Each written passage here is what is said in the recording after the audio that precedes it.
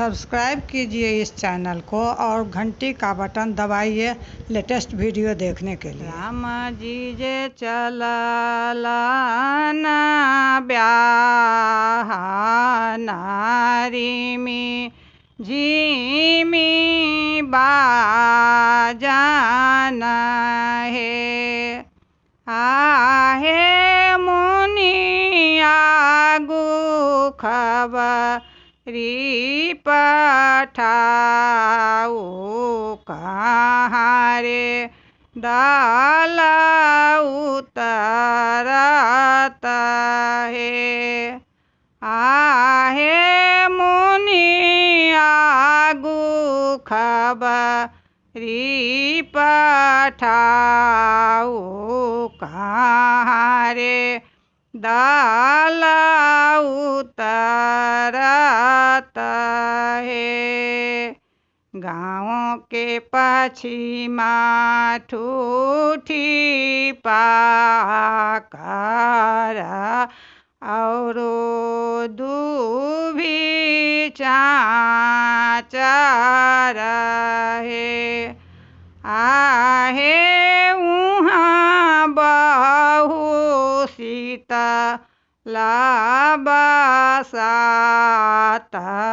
उहें रे डाला उतरत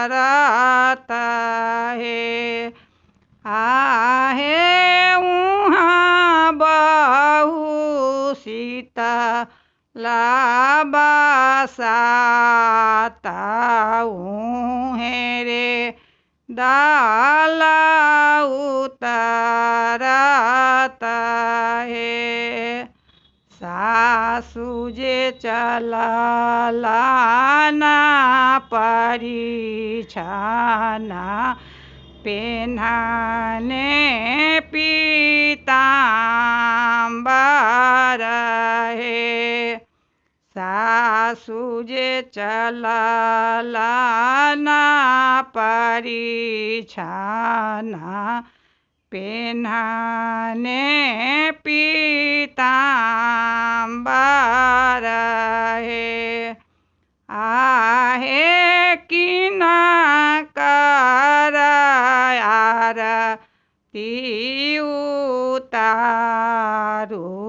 कौने बड़ा सुंदर है आहे किना कर आरती उतारू कौना बड़ा सुंदर हे राम जी के चीरा लो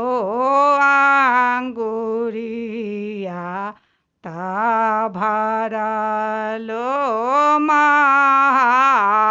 महाउर है आहे हुना कर आरती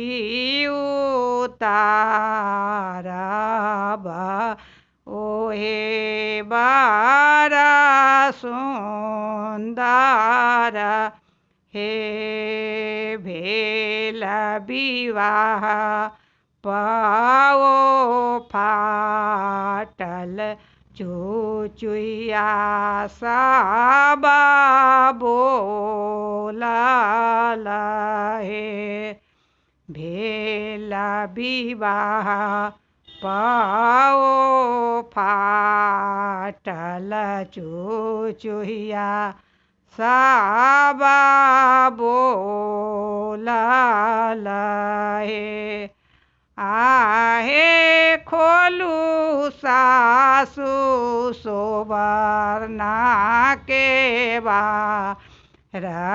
कीरा में जाई हैं कोहाबर है हमें कैसे खोलू के मरिया कीरा में जाई हैं कोहाबर है आहे मोर सीतालरी कासे बालक बोलहु नहीं जानल हे।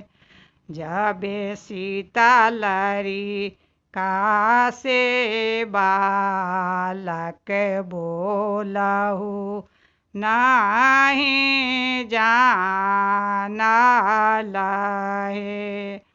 आहे हमहु कमल केरा फूल दोनों रे मुइली बिहु सबे।